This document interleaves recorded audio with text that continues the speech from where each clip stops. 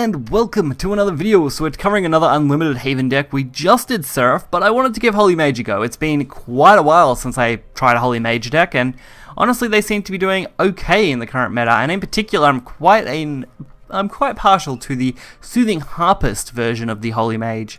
It's just a very fun deck, relies heavily on amulets, and takes a full advantage of City of Gold. So we're going to get right into this and check it out. So our first matchup is actually against Altersphere, not something you see that often in Unlimited, unless it is of course Path to Purgatory. It's about the only really good Altersphere deck for Unlimited because Path is such a powerful card for that format. And being able to get to it as soon as you can actually is something Portal can do quite reasonably. Otherwise, there are some aggro variants of Portal that also proc around in Unlimited, but it's definitely not as good as some other variants. So sealed Tomb turn 1 because why not? Could have went for Pinion Prayer, but didn't really worry about it. I was mainly looking for the draw. I really just want to get a Holy Mage as soon as possible. And we still don't have one, so throw down some more draw power, I guess. Along with a prayer, because now that we've got City on board, we may as well. Show me how much you worship me. Omen of Destruction. Unfortunately, Mori won't kill it. It's the only real problem going up against this kind of deck. Jeweled Priestess. I just wanted a way to get rid of this, honestly, and this was a fairly decent way to do so without losing too much, and we actually get a draw from Fount, so we're not really making any major disadvantage from this turn, which is great. And we'll actually max out our hand next turn thanks to these couple of amulets, which gives us pretty good odds of drawing into a Holy Mage or anything else that might be a good advantage for us. Now the only real problem is the fact that they do have Omen of Destruction evoed, which I'd need to kill as well. Once we take out the Omen of Destructions though, everything else is really not a problem for this deck. Some more City of Golds, which actually will work out really nicely with Divine Birdsong. 2 City of Golds is kind of the minimum I usually like to have on the board for this deck. Once you get 2 on the board, it's very easy to proc a lot of your amulets, especially the bigger ones, so Globe of course, Sacred Plea, good draw cards. Can proc a lot quicker. Sometimes I'll go all in on 3, but I've got to be very close to lethal at that point because you just don't have the board space to mess around that much. So here is the Holy Mage, and I'm going to aim to banish these because I don't want them getting full advantage of them. I don't want them trying to get Destruction in white and Destruction in black down too early. Miraculous Invention and another Omen of Destruction. Really, Omen of Destruction is the only problem card for me to deal with.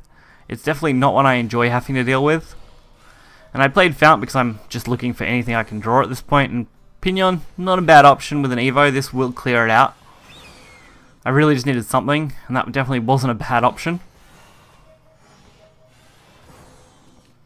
And now it's just a matter of drawing as much as we can. Oh, now we may not even have to use an Evo, but I still feel like Evo's definitely the better way to go. Getting that couple of damage to face will actually be able to set us up for a Soothing Harpist lethal next turn if we could draw it. Or actually, maybe next turn if we can draw it. That's all we'd really need to get. We just need the Soothing Harpist to finish this off. Pity there is only, I believe, 1 in this deck, so the odds of getting it are low, but the draw power is extremely high, so counterbalances a little bit. Now the only problem is next turn Destruction in black is a possibility, although would they risk that is the question here. So going for as much draw as we can because we are trying for that soothing. Banishment, perfect. This actually makes Destruction in black almost not impossible, but definitely less likely, as they would have to ram some puppets, I guess, which is probably what they'll do, but they still can't play Destruction in black any earlier than now. Unfortunately though, they had the other really good card to clear that, and without of course having that be 11 health, it wasn't going to be winning that turn. At least we got Soothing Harpist, so now with a few cards we actually have another potential to go for lethal reasonably soon.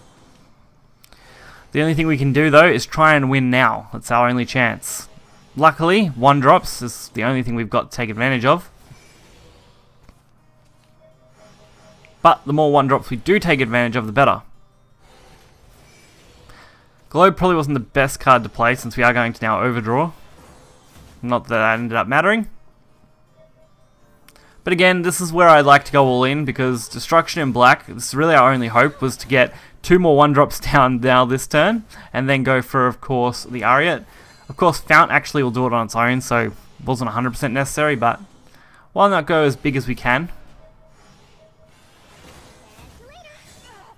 And then Soothing Harpist for just a comfortable 18 damage this turn. So while I did manage to clear 1 Holy Mage, the second follow-up was definitely not something they could easily counter, so that's always good. Now following immediately along from that, we will be up against Sword. Sword against this deck is not actually that bad. Sword doesn't have a decent way to kill ambushes, at least not that I can think of off the top of my head.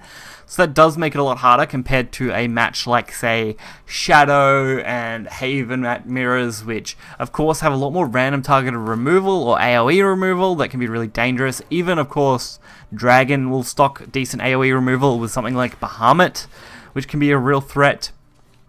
But overall, Holy Mage should survive fairly well against Sword. Should be a reasonably positive matchup. So we go for a City of Gold from our deck, of course. Thinning our deck is definitely the optimal thing to do right now. Now the only problem is I kind of either have to trade in this 2-2 or take some damage, and I think trading is the better option now that we've got a Holy Mage on board. Turn 4 is where things will get a little more interesting. Probably going to be a City play, a Pinion, and a Sacred. Or actually, yeah, Sacred. Sacred definitely the better way to do this, since early on there's not really any threats that I need to deal with, so we don't need an empty board. And throwing out the early Evo on the Holy Mage just to give it some extra stats, just in case. That way I can also use an Evo on something else in the same turn I might want to attack, which of course would be much handier against wards, which is my only real threat now. Definitely an interesting way to play that. If it was me, I would have went for the 3-1 first, although it wouldn't make much of a difference because there was nothing to really rush into. But there is the Soothing Harpist, so we're looking at a very easy setup for a win. Of course, we can't win next turn because we're still 1 turn off, but we can set up for a 20 damage lethal, which will be absolutely insane. Now the only risk is next turn. If they can somehow manage to go into a triple play of removing their entire hand through, I forgot the card's name now off the top of my head. Either way, if they can go into the triple play of the 2-drop spell that will wipe the hand and draw again, we could be in trouble. Altered Fate, I remember now. Tip of my tongue it was, Altered Fate. So they're really looking for that triple play. Since they played Usurping, I feel like they don't have it, which of course they don't. So that's really great. Now our Soothing Harpist play for 10 damage wins us the game. So 20, perfect lethal, can't go wrong. 100% our victory there.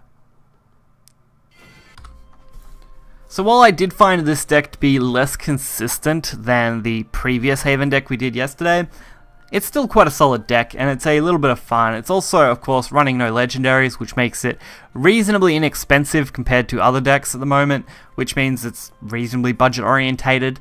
So, of course, that's not a bad thing. It does run quite a few golds, but again, golds are reasonably cheap compared to legendaries. You can buy 4 golds per legendary, vials-wise, so that's reasonably cheap. You can make a full playset of a card and have an extra one left over, so that's always nice.